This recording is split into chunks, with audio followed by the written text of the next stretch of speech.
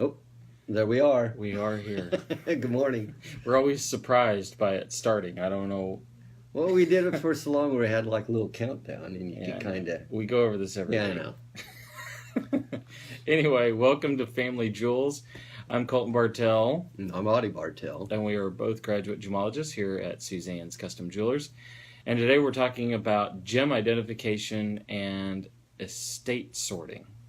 So this is something we haven't really talked about before.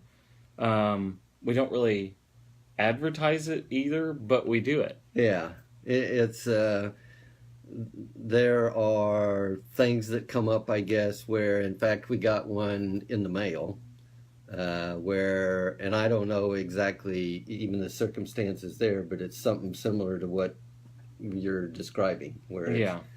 So sometimes there are, you're cleaning out a house, or, you know, it may not be an estate thing, but it's one of those deals where you got a pile of stuff and you don't know whether to throw it out, put it in a garage sale, or jewelry wise. Yeah. You know, we're not doing the other stuff, I guess. Yeah, no. We're not like going through closets and stuff. So what we don't actually give you a value of this stuff, but we try to sort out. We can, but that's That's last week's episode. Oh, Appraisals. yeah. Oh, yeah. So this is kind of a It's related. oh, yeah. That's kind of cool. Didn't really think about that. So anyways, we don't charge to do this unless we have to do the appraisal stuff. So Right. So we don't do value, but we'll actually...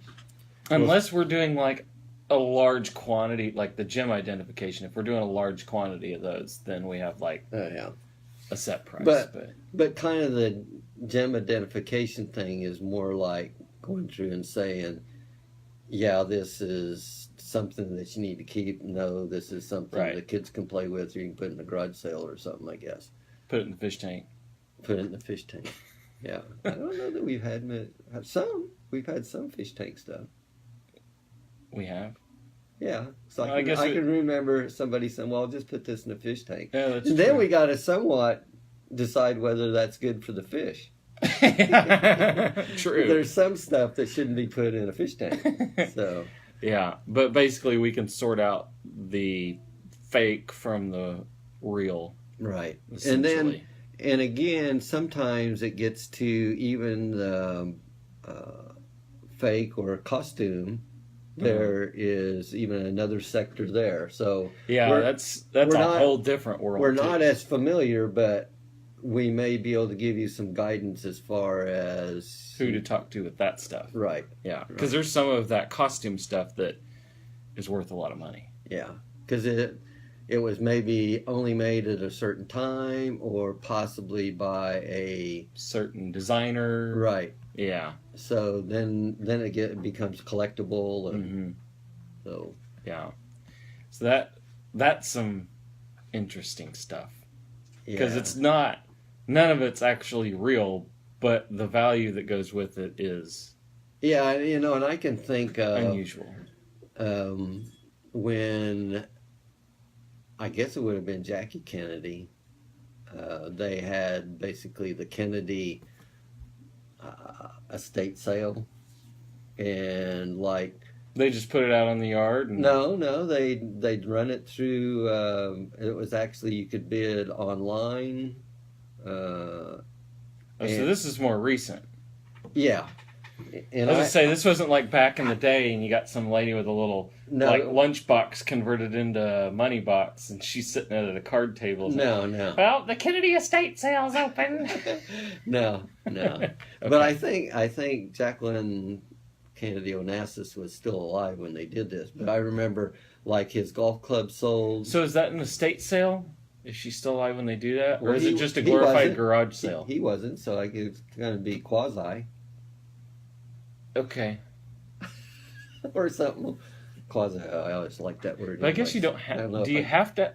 Do you have to, like, be gone to have an estate sale? Somebody have an estate sale? Well, I'd almost say maybe somebody has to be gone. Maybe it doesn't necessarily have to be you could be a part of that estate, and like he was gone, he was dead, and could have been, like. We're gonna have to look up the meaning of an estate sale. Well, Either way. Well, how about just the Kennedy auction then? There we go. It was an estate sale in '96. Oh, so that's probably before your, maybe close jewelry time. I'm thinking. Well, I don't anyway. remember either way. But the other thing was she had a set of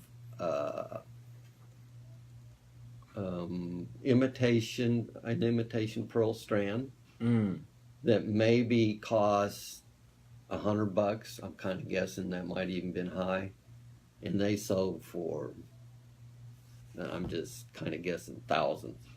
But there was pictures of her taken with this strand of pearls on, or fake pearls or whatever. Beads. Yeah, so there was a lot of things there, and that gets to be like provenance, Yeah. When you can, something goes Sure. back to where a famous person wore it, and you can document that. You got the Jacqueline Kennedy Onassis graduated Strand of beads. Beads. They got expensive. Just like his golf clubs were pretty much. I mean, you probably couldn't use them anymore. I mean, they're all wooden. And You probably could, but you're probably not going to get a lot of distance. Yeah, and I need all the distance I can get. Yeah. So, anyways, but that's kind of one of the things we've had. This is one of those things where we really don't think about that we're actually offering a service, because we don't charge for it. Right. So, but we had a customer basically send us what would you call that box? A box. a box of stuff. Yes. And I guess kind of what comes into my mind about this is I can remember a lady there in Kansas that brought in a ring, and it was basically a diamond ring, and she was wondering if it was real. And actually what she done, she paid I think it's like $25 for this. It was in a shoebox, but it had a whole bunch of this costume jewelry and stuff in it. But it was a platinum and diamond ring. I don't remember now how much the ring was, but it was worth a lot more than $25. Yeah. So that would be one of those things, somebody should have had that looked at, because that was bought in a garage sale. And the lady, I'm going to say everything else in there was not worth $25 combined. Yeah. But it only takes that one piece. Right. Yeah. So, and I guess that's kind of one of those services that we like I said, we don't advertise it, right, but we do it. Right. And we've actually done it quite a bit. Yeah. And I guess it's just one of those things we just take for granted that, everybody knows about, but probably nobody knows about it, or nobody even thinks about it. Heck, we advertise a lot that we do watch batteries, and we still have people coming in going, "Do you do watch batteries?" So I guess, we should probably be more verbal about it. So we just need to say this every time? Yes. So now, to start out every video, instead of being surprised that it starts without a countdown, we're going to mention that we do estate identification and appraisals. Yeah. Yeah. But the other thing that we do that we don't really advertise, but we do a lot actually, is gem identification. And that can have the same thing happen. I mean, we've had people come in with pieces of glass, and then we had some that was pretty sure they had glass, and they had a diamond or something that was real, and was just shocked by it. So well, and I'm going to tell you one that's kind of the other way. So these two guys had a colorless stone at one time. And they had a little bet. One of them said it was a diamond. The other one said it wasn't a diamond. And I think they'd already done the little scratch test on the glass. This was a loose stone. And that little scratch test, one could possibly damage just about anything. But the other thing is almost everything we've got in the store can be scratched can scratch glass. Yeah. So whether it's not really accomplishing a lot. Right. But so the other thing was and I know they did this in the garage, but so they just decide, well, it's scratched glass, and they go, well, it might be something else. And the one guy goes, well, I don't think it's a diamond. And so I don't know how much money they bet. But anyways, their next stone identification thing that they did is they put the stone on an anvil and hit it with a ball peen hammer. And then they brought the pieces in for me to tell them whether it was diamond or something else. Oh no! And the one that lost, because it was diamond, but they just brought me pieces. So that would be the other thing, don't try it at home. Yeah, don't do this gem identification thing. I mean, granted, diamond is the hardest thing known to man, but hardness is its resistance to scratching, not toughness. Yeah, not toughness, which is resistance to chipping and breaking or force. Yeah. So and I guess it gets to be one of those things, and I don't know that this is actually true, but I kind of tell people this: you hit anything hard enough, it'll break. It'll break. But there may be something out there that you hit hard enough, maybe it doesn't break. I don't know what that is, but the ball peen hammer on ball peen hammer, yeah, on a diamond, and it's on metal. That's not a good test. That's not a good test for any gemstone. No, it's not. So that's maybe kind of a that's maybe a good severe test for a bouncy ball or something. That's a good test for a ball peen hammer, maybe. Because if you break your hammer, then it wasn't a good ball peen. It wasn't a good hammer, but for any other purposes, especially identifying stones, we don't recommend you do that. I could see a comedy routine. They got this bet on it, and so they hit the diamond with the hammer, and they're leaning over, and it bounces off the handle and hits them in the head. I don't know why that come up. That's terrible. But that's almost as bad as hitting that stone with a ball peen hammer. Yeah. I kind of understand a little bit of the idea that they think that diamond's indestructible because we kind of portrayed it that way, but it's not indestructible. That's like taking a piece of furniture and you're not sure if it's wood or not, so you're going to light it on fire. Oh, I thought maybe you were going to cut it with a saw. Or that. Either way, it's like, why would you do that? And I'm just drinking coffee. So he says. But that's kind of a couple things we just, one of them. That's not one of our processes on gem identification. And don't bring your furniture in. We're not. We're not going to identify. We're not good at the furniture, so.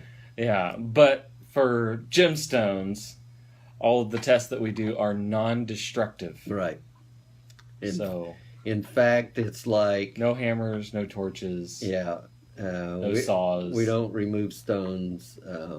There are... Unless it's requested. That, or the other thing would be is there's a possibility that we can do everything that we can with it mounted, but there's a possibility that we have to unmount it to definitely identify. Right.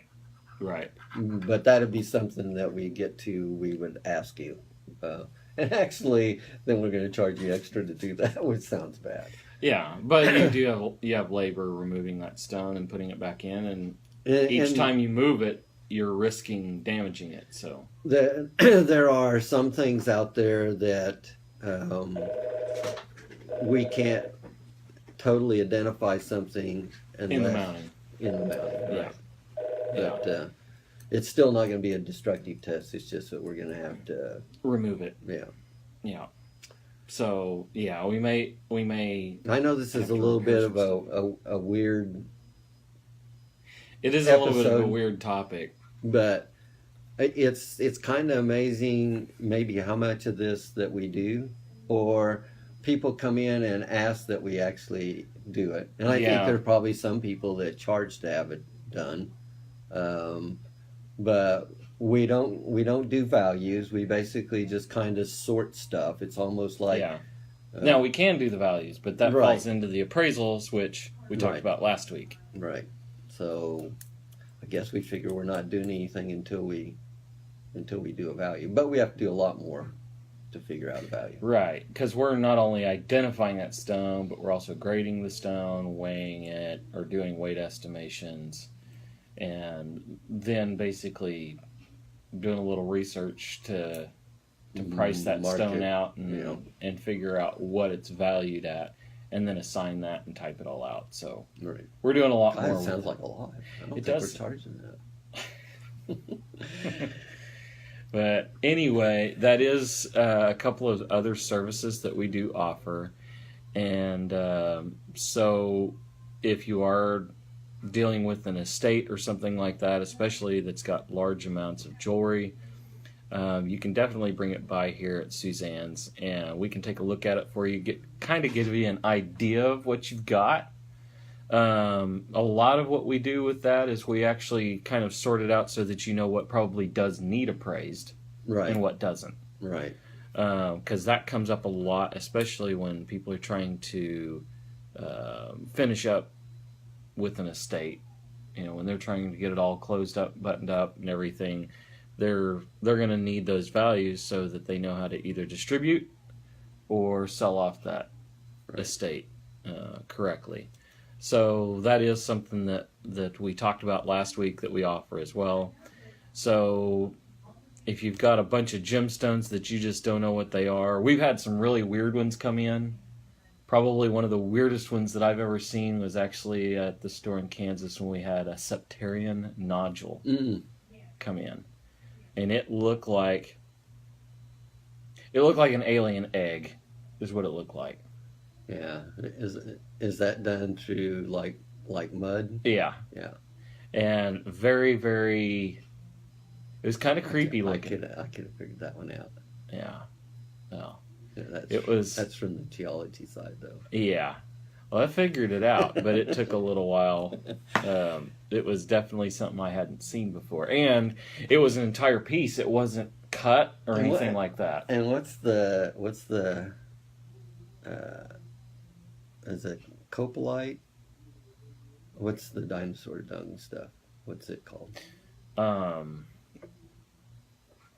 I can't remember.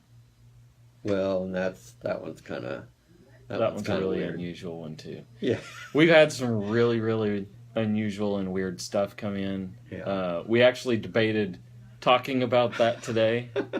But we're trying to do that in more of a positive way. So Yeah, because there's been some really funny stuff happen and some very interesting things happen in the jewelry business, as I'm sure has happened in most industries. You know, I've seen the mechanics that drained 4 gallons of oil out of a lady's car, or 4 gallons of water out of a lady's car that she'd put in the oil fill.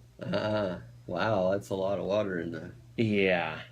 It takes what, 5 or 6 quarts, and they got 4 gallons. Yeah. Wow. Yeah, she was topping it off. Yeah, it's probably check the blinker fluid too, right? Yeah. So I mean, we still have that kind of stuff happen in the jewelry industry. So, yeah. I mean, we've had people that had quartz watches that they thought were automatics and were trying to wind it and couldn't figure out why it wasn't working, and vice versa. it needed a battery. Yeah, I wanted the battery in the automatic watch. Yeah. So we debated about talking about that, but we thought that this was maybe a more More positive. well, yeah, Because there was more to what, I mean. more educational, I guess you could say. Yeah. But So- maybe one of these days. I thought at one time if I was a decent writer that I would write about all of the funny, weird stuff that's actually happened in the jewelry store, but I'm not that great a writer, so I just tell One day. the stories once in a while. But anyway, if you do have some stones that you're needing identified or sorted out for you, or you are dealing with an estate that's got a large amount of jewelry that's needing sorted out, see what's got some value or not, bring it by here at Susann's. We're at 4226 South Alameda in the Town and Country Shopping Center here in Corpus Christi. You can get a hold of us at 361-991-7565 or stop by our website or our Facebook. Our website's susanns-jewelers.com, or you can send us a message right here on Facebook. I didn't know you could stop by a website. You can. Yeah. Kind of like a drive-through thing or something. Well, you sign into accounts. You log into websites. You log on to the internet. So you're not physically going somewhere, but anyway, virtually I am.